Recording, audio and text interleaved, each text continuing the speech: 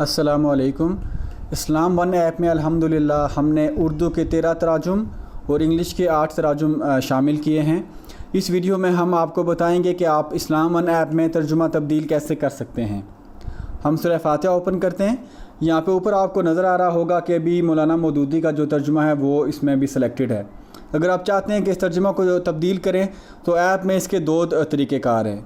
एक तो ये है कि आप सेटिंग में आएंगे तो यहाँ पे क्योंकि आपने रिसाइट में जो ट्रांसलेशन सेलेक्ट किया तो उसके नीचे आपको एक ट्रांसलेशन का एक रो नज़र आ रही होगी।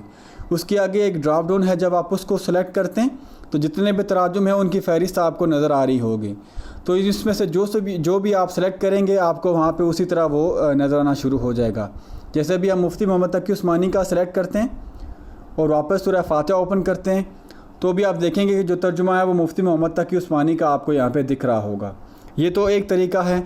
और दूसरा तरीका यह है कि आप इसी स्क्रीन पे रहकर आप तर्जुमा तब्दील कर सकते हैं। इसके लिए आपको ऊपर वाली बार में ये जो दरमियान वाला आइकन नज़र आ रहा होगा जिसमें 3 लाइंस हैं, जब आप उस पर टच करते हैं तो उसी तरह जितने भी तराजुम हैं उनकी फ़हरिस्त आपको यहाँ पे नज़र आ रही होगी।